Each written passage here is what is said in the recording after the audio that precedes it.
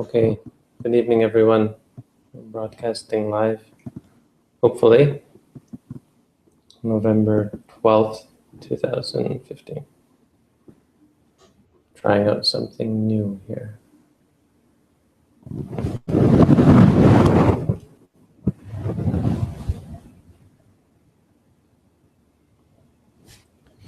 So, just a word. Tomorrow we have a special event with the Buddhism Association, so I won't be broadcasting tomorrow. That is cancelled. And then Saturday is a big day as well. But Saturday broadcast should go ahead as planned. I mean, just an ordinary broadcast. But we're skipping a Dhammapada. So the next Dhammapada will be Monday.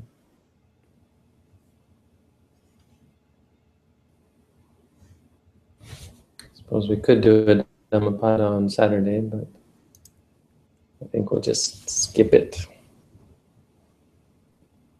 Which means we have to wait for this extra special next one. Next one's extra special. I don't know how this new mic is working out. Hopefully it's okay. So tonight we will take questions. If anyone has any questions. The mic sounds fine, Bhante. It's just picking up a little bit of noise from, I think, just rustling around a little bit. But it sounds good. Okay. I won't rustle. You have to sit very quiet there. So I have sort of a question. A friend of mine, and I think she's watching. If she is, hi, Sally. A friend of mine had asked if her daughter could attend a Buddhist service with me. And while that would have been great, I would have really enjoyed bringing her. There was only one, and she didn't have the availability on that day, and it's for a homework assignment. So I was wondering if you could talk in general about the idea of her homework assignment was to attend a service that was something outside of her own religion. It's for a religion education class. So I was wondering if you could talk a little bit about what Buddhist services involve, what the requirements are, or the expectations for followers of Buddhism. It's considerably different from, say, a Christian perspective with a real requirement to be there weekly and so forth. Well, maybe talk about it. I'm not sure exactly what it is. We don't have any requirements. We teach cause and effect. If you do this, this will happen. So we have theories and claims about reality, but we don't have many obligations on people. We have some shoulds, but they're more or less conditional. Like, if you want this, then you should do this. If you want to be happy, then you should be a good person, for example. But there was never any sense of a institution in Buddhism, except for the monastic institution, which is a whole other thing, but that's actually still quite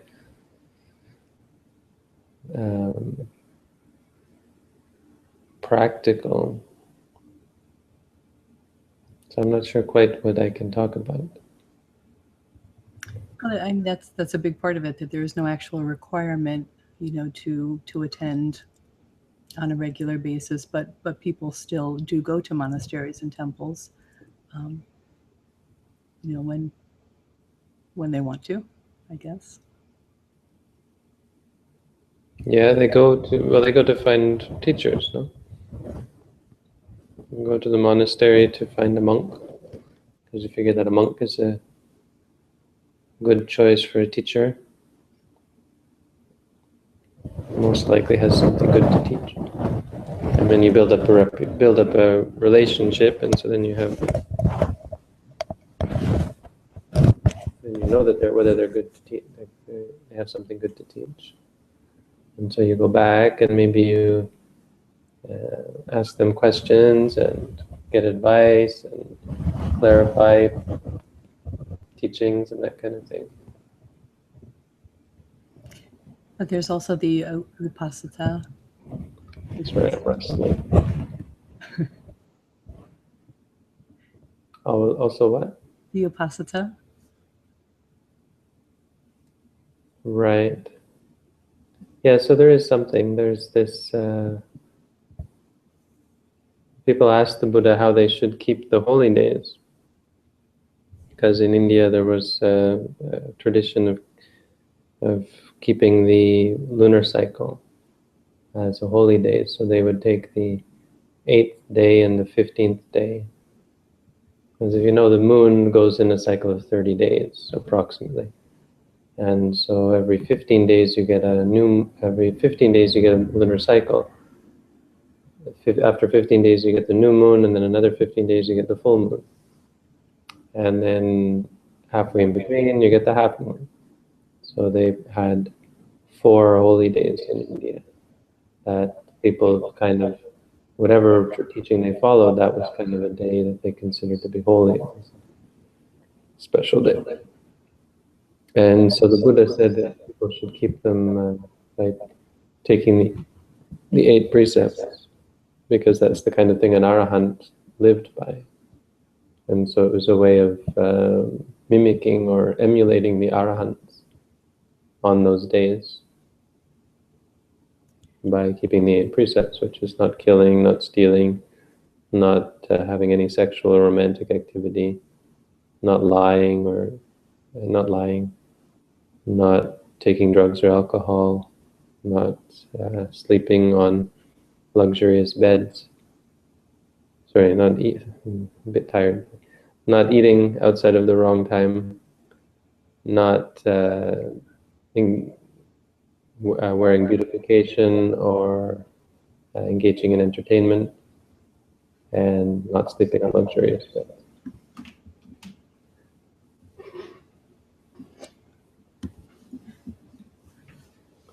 And they might also take it as an opportunity to practice meditation more so than the rest of the week.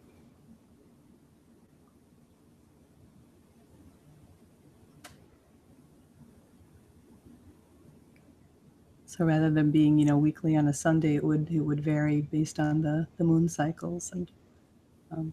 Yeah, I mean, they didn't have a solar week back then. Solar week? How do you call it? They didn't have a 7-day week the way we have it. Lunar week, or would it be solar week? I don't know what we call ours, but they didn't have what we have. They had a lunar week. So a fortnight would be based on the lunar cycle.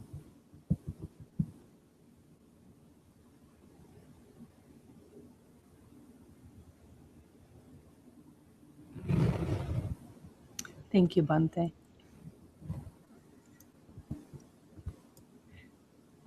Another question. What does an animal have to do to be born as a human? You have to keep the 5 precepts. Mainly. I mean, it's how something is born as something else is, if you know anything about karma, there's no science. I mean, there's no easy way to pinpoint it. It's like asking what happens, what do you have to do to create an earthquake? What do you have to do to create a tornado? It's highly complex. Nobody knows how to predict tornadoes or even earthquakes, because it's very complex. But how to predict where someone's going to be born is far more complex. So there's a lot of, I mean, it comes down to the last moment, what their mind is like in the last moment. But if they're not keeping 5 precepts, it's very difficult for them to be born as human. It comes down to that last moment. That would be extremely difficult for an animal that was a carnivore, I would think. Yep. I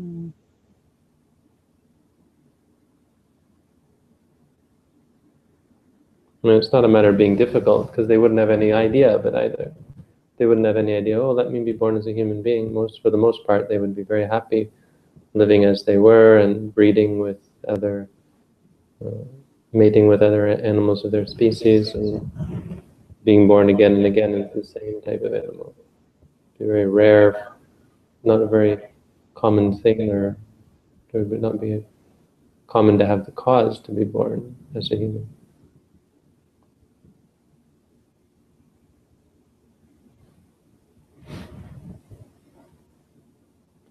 Forgot about the quote, right? We have a quote. Is our quote of any interest?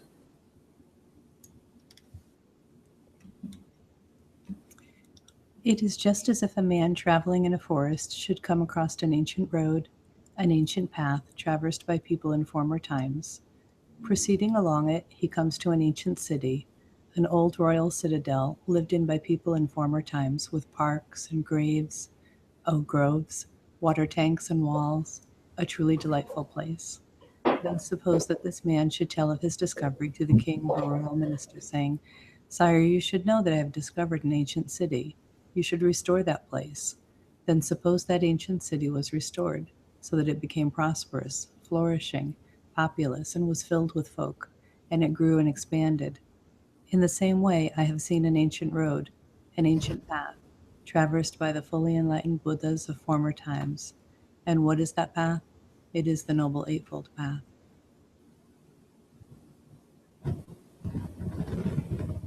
And as a result, he cleared the path and led people down the path to the great city, and many people followed him and entered into the great city and dwelt therein.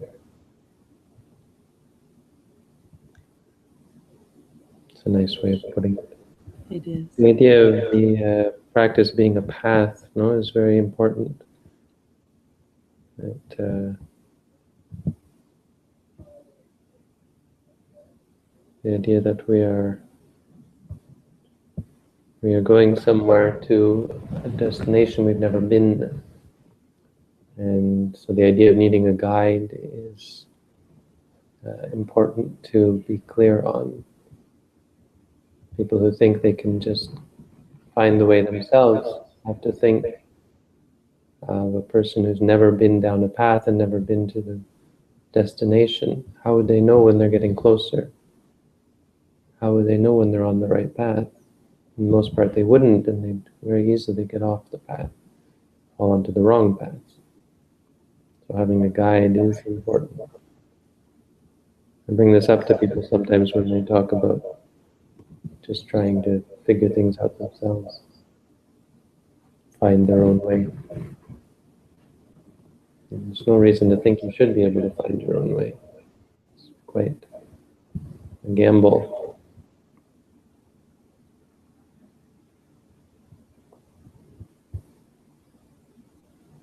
And like a path, it's something that you have to travel, you have to do. And there's no, it's not just going to come to you. You're not just going to sit still for a while and enlightenment is going to hit you in the back of the head. You have to walk the path. If you don't walk the path, you'll never reach the goal. Bhante, would you just explain briefly what the Eightfold Path is? I don't know that my friend understands, what that is. You tell me. Well, it's... and I'll correct you. Okay, that sounds good then. It's what Buddhists try to do, living through their daily life, 8 different areas where you try to be very mindful and to work towards just being better in each area. The first being to have the right intentions. Right view is the first one. I'm sorry, what was that? Right view is the first one. Oh, I'm sorry. Okay, so right view, so understanding what the teachings are, and right intentions, not having greed or anger or delusion as your motivation, having the right motivation, right action. Speech first. Oh, I'm sorry. I always get them in the wrong order. Right speech, not being harsh with people, not lying or spreading rumors or saying the wrong thing, saying mean things, right action, not killing people, or sexual misconduct. That's a big one. Not stealing, things like that. Right livelihood. There are certain jobs that Buddhists shouldn't have, jobs that involve killing or selling poisons, and jobs that involve harm to beings. So anything that would involve killing, like being a butcher or a fisherman, or selling poisons, and I think there are some other ones. Anything that would involve, human trafficking or slavery or anything like that. Then after right livelihood, right concentration. Effort. I'm sorry. Right effort. Right concentration, which is Mindfulness. Oh, I'm sorry. I'm really making a mess of this. Concentration is the last one. Okay. So right effort, just putting a proper, wholesome effort into learning and practicing all of this. I'm sorry, I forgot the one after effort again. Right effort, then right mindfulness. Then right mindfulness, being mindful of what you're doing. Right concentration, which is involved with meditation. And then I'm sorry, just because I'm on the spot, I'm like totally forgetting everything. What's after right concentration? Well, it's the one dealing with insight, but right mindfulness. No, actually, that was a trick question. Right concentration's number 8. Okay. So you got 8. That was 8. But actually, after right concentration comes sammanjana, which is number 9, which is right knowledge, which is just to get it, to see the truth, and to understand that which allows you to let go, to know the truth, that nothing is worth clinging to. Just having this epiphany, not really an epiphany, but this conclusion that comes from the observation of reality. And after sammanjana is sammavimutti, is right freedom, or right liberation. So having seen the truth, you're freed from the shackles of delusion. It means you don't cling to things anymore. You don't do things that cause yourself harm. You don't do things that create suffering.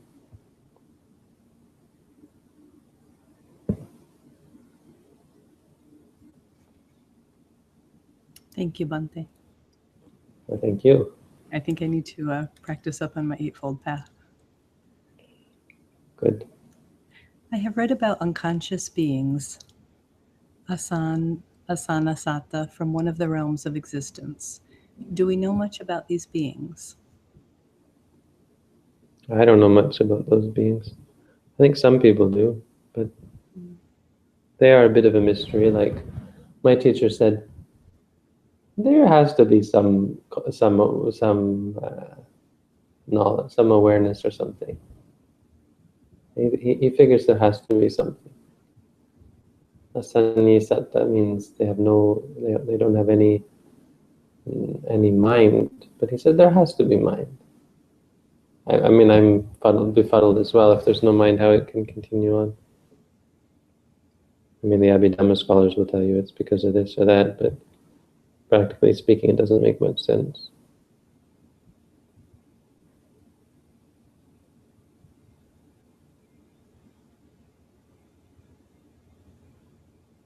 Would that be different than a person who's unconscious in a human realm, just, for example, being in a coma or something? Yeah, I don't know what a coma's like, but I think it's supposed to be different. I mean, it's being born without a mind. That's the idea. But it doesn't say asani means non-percipient. Or not aware of anything. So maybe it's being born without senses. It's a Brahma realm, I think. It's considered to be one of the Brahma realms. How does right view differ from right knowledge?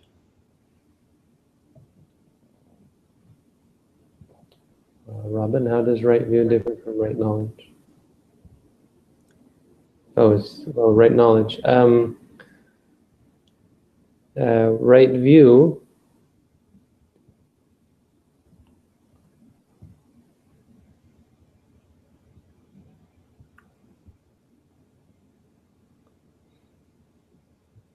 well, if you get technical, all of the eightfold path factors together, when they are perfect, that is right knowledge.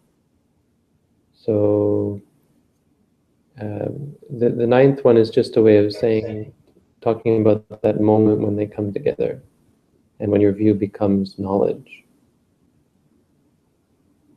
So up until that point, it's kind of becoming clearer to you that that's the case. But at the moment that it becomes knowledge, that's samanyana. I mean, it's the Buddha teaching, right? Many of the Buddha's teachings are teachings. They're meant to teach you. So the person listening is supposed to learn something. It's not meant to be, putting things in putting pegs in holes, or it's not meant to be theoretical.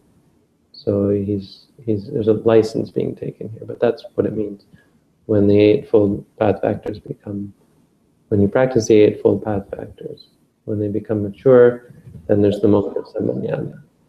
And with right knowledge, then there's right freedom. So it's not actually different. Except that when right view has the other 7 path factors together and they're all purified, then when they're all perfect, then there is samanyana. Bhante, may you speak on the stillness in the practice of meditation? Thank you. It's called pasadhi. It's one of the potential defilements of insight, because people who become still get attached to the stillness and think that they've attained something special and they follow it. They think that's the path. And since it's not the path, they get off the path. So when you're still, you should acknowledge to yourself, still, still, or quiet, quiet.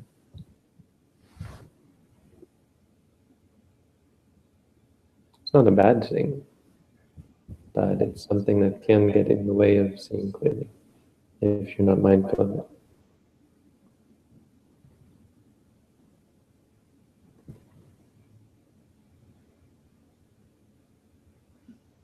So tomorrow is the campfire at McMaster? Yeah. That sounds nice. Buddhist campfire. Yeah, maybe we'll have someone take pictures. We should. Yeah. Someone should take pictures. If you can take pictures in the dark. If you have a good camera, you can. Yeah.